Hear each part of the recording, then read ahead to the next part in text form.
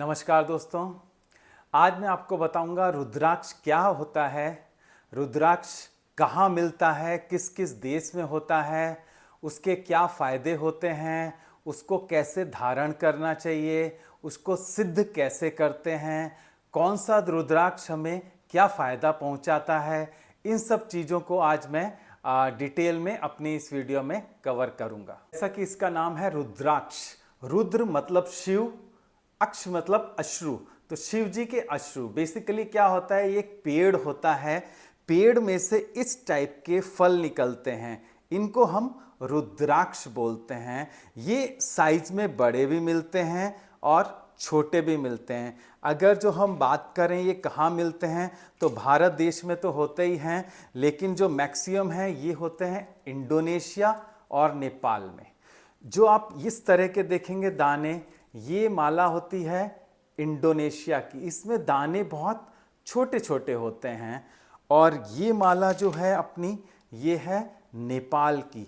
इसके दाने अगर जो आप देखेंगे तो ये काफ़ी बड़े बड़े होते हैं और आप देखेंगे कि अलग अलग दाने दिख रहे हैं इसमें।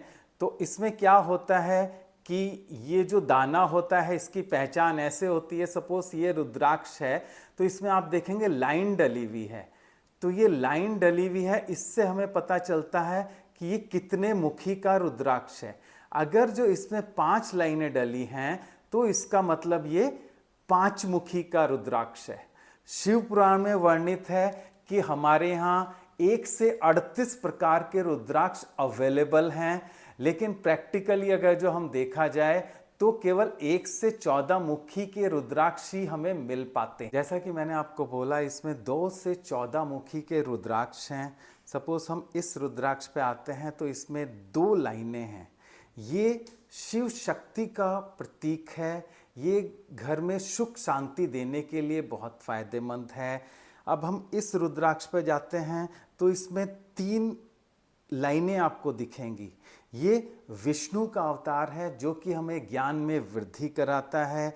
इसके बाद हम आते हैं इस रुद्राक्ष पे, इसमें आपको 4 लाइनें दिखेंगी जो कि ब्रह्मा का है। जैसे ब्रह्मा के हम जानते हैं 4 मुख होते हैं, तो हमें अगर जो मन को शांति रखना है, घर में सुख शांति चाहिए, तो उसके लिए ये 4 मुखी रुद्राक्ष फायदेमंद होता है।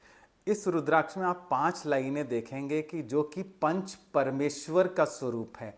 ये डायरेक्ट शिव का स्वरूप भी माना जाता है। जैसे हम जानते हैं कि हमारा शरीर 5 तत्वों से मिलकर बना रहता है, जल, वायु, अग्नि, आकाश, पृथ्वी। ऐसे ही ये जो है 5 मुखी रुद्राक्ष, ये सबसे ज़्यादा पाया जाता है। जो हमारे पेड़ होते हैं उसमें मैक्सिमम 4 और 5 मुखी रुद्राक्ष होते हैं, और जो 2, 1, 13, 14 ये बहुत दुर्लभ तरीके से होते हैं।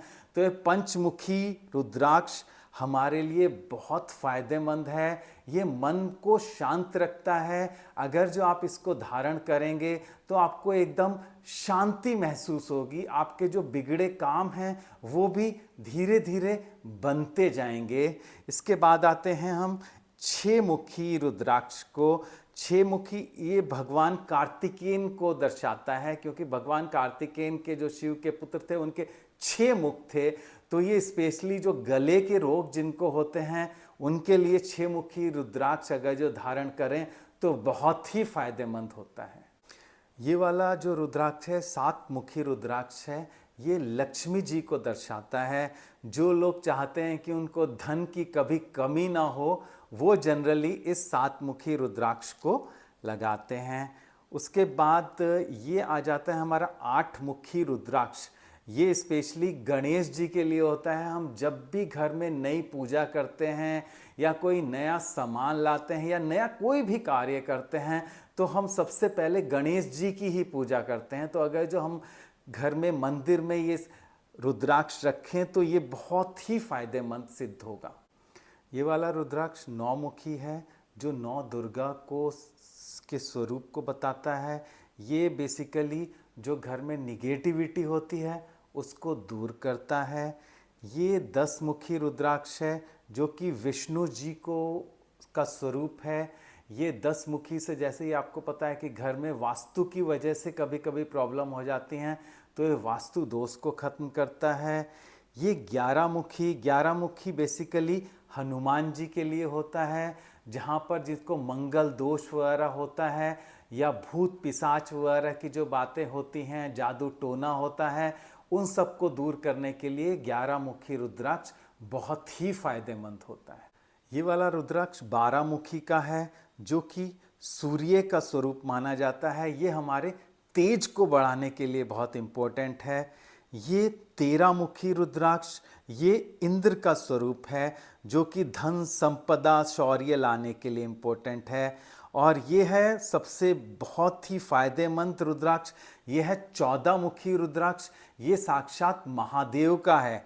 ये अगर जो किसी को रोग हो जाते हैं तो उसमें रामबाण की तरह काम करता है।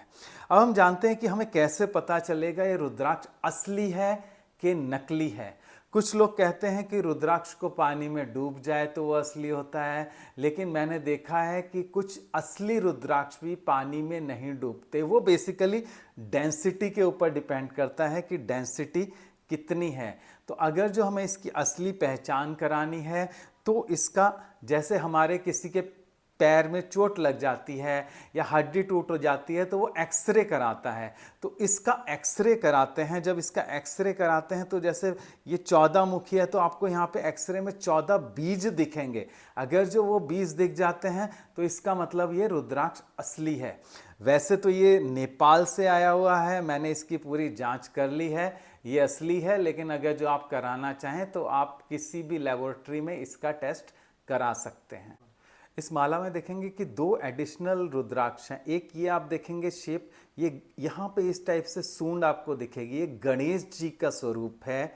और एक सबसे शुरू में जो रुद्राक्ष है ये आप देखेंगे जुड़े हुए हैं। ये रुद्राक्ष गौरी शंकर के रुद्राक्ष होते हैं, जो कि माला के लिए बहुत ही फायदेमंद होते हैं। और आप इस माला में एक चीज़ और नोट करेंगे, ये ब्लैक कलर के आपको स्टोन दिखेंगे। क्या होता है कि हमें हर चीज़ में एडिशनल कुछ चाहिए होता है जिससे कि हमें ज़्यादा फायदा हो। ये बेसिकली सालिग्राम के पत्थर हैं। ये इनका भी बहुत पुराणों में देखा जाए बहुत ही वर्णन लिखा गया है, तो मैंने इसको भी अपनी माला में डलवा दिया है। और मेरी नेचर है कि मैं सबसे पहले खुद ट्रायल करता हूँ। सबसे आज से 4 महीने पहले मैंने ये माला ली थी इंडोनेशिया से, जो कि 1 से 14 मुखी की माला है। इसका मुझे बहुत फ़ायदा हुआ। उसी के बाद अब मैं कल इस माला को धारण करूंगा। ये है नेपाल की माला। नेपाल के जो रुद्राक्ष हैं ये बोला जाता है कि बहुत ओरिजिनल हैं और इनका इफ़ेक्टिवनेस इंडोनेशिया के मुकाबले काफ़ी हाई है। और दोस्तों, जब भी हम कभी माला खरीदते हैं तो उसको जागृत करना जरूरी होता है। और इसको पहनने का दिन अगर जो शिवरात्रि है तो बहुत ही फायदेमंद है, या हमें सोमवार के दिन इसे धारण करना चाहिए। कल जैसे सावन का पहला सोमवार है तो हम इसको कल धारण करेंगे। उसके लिए हम इसको पहले जागृत करेंगे। जागृत करने के लिए सबसे पहले हम इसको गंगा जल से स्नान कराएंगे।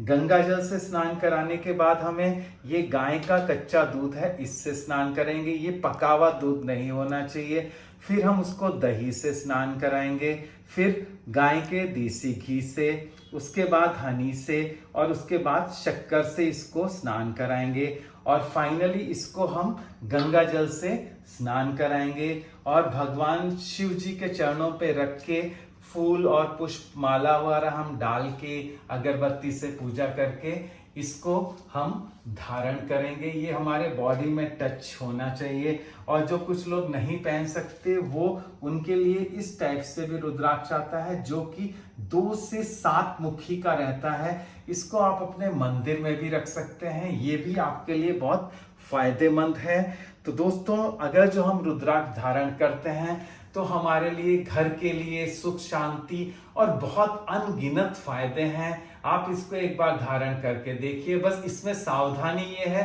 कि हमें नॉन वेज बिल्कुल नहीं लेना है, उसका परित्याग करना पड़ेगा। अदरवाइज हम शिव जी का ध्यान करते रहें, हर सोमवार को रुद्राक्ष की पूजा करें, शिव जी की पूजा करें, और इसको अभिमंत्रित करने के लिए हर 6 महीने में इसको हमें अभिमंत्रित करना है।